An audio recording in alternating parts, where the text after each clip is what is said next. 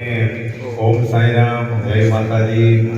આજનો પવિત્ર દિવસ, માતાજીનો પ્રિય દિવસ, કાળી ચૌદશ, અને આ બધા સદભક્તો જ્યારે માતાજીના ચરણમાં આટલા સરસ રીતે ભગવાન શ્રી હરિના પાઠો, માતાજીની સ્તુતિઓ આટલા સરસ રીતે બોલતા હોય તો એવું કહેવાય કે જેના જેટલા માર્ક આવે તેને તેવી પદવી પ્રાપ્ત થાય।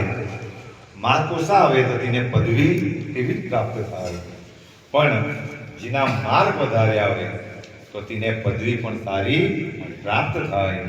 તો સંતો એમ કહે કે ભગવાનના જેટલા પણ જાપો જ્યારે સમય મળે, જ્યારે પણ સમય મોકાઓ મળે અને જેટલા ભગવાનના ટકા જપના વધે તો તેટલી જીવનમાં સુખ શાંતિ, કારણ કે ભગવાનના હિસાબોમાં કોઈ પણ ભૂલ આવી શકતી નથી।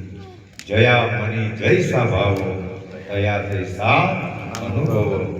જેણે જેટલું રોપેલું છે એટલું તેને મળીને જ રહે।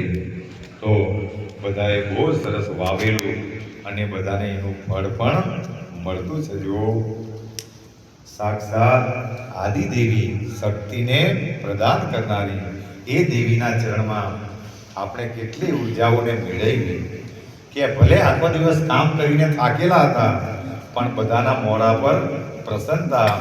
અમારી વડીલોને પણ અભિનંદન એકવાર કે આટલી ઉંમરે પણ, કારણ કે ગયા વખતે એમ કીધું કે અમને પણ લેતા જજો, અને આટલી ઉંમરે પણ જે બોલતી બોલતી ચડી ગઈ। તો માતાજી ભગવાન તમારું ખૂબ લાંબુ બધાને આયુ આપે। તો એક તો અહીંયા આવ્યા તો આપણું તન સુધરી જાય, આપણું મન સુધરી જાય, અને નારાયણના પાઠ થાય તો ધન પણ સુધરી જાય। એમાં કોઈ પણ ચિંતાનું સ્થાન।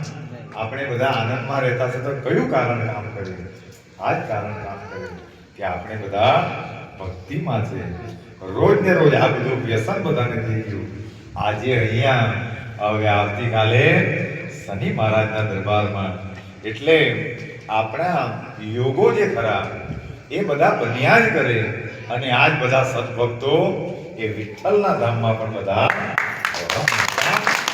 અને પેલો ભાઈલો કદાચ નહીં આવ્યો હશે, એનું નામ પણ પેલા હું નામ પેલા કોઈના, એટલે એ છોકરો જ એટલો એક્ટિવ છે કે એની તમે ચાલ હું જોઈ બહાર ગમે એવા ઠોઠ લોકો પહેલા તેને હે નહીં, એ જોઈને આવ્યા કરે કાં અવ્યવસ્થા ઊભી થઈ ગઈ છે ધામમાં બાબાના ચરણ પાસે। કઈ જગ્યાએ અવ્યવસ્થા ઊભી થઈ ગઈ ને જોઈ પહેલા, અને પછી ધૂપ દીપ કરીને પગે પડે। કેટલા સંસ્કારીના છે, પણ જે હશે તે, પણ સદગુરુના ચરણમાં આવ્યો એટલે એનું કલ્યાણ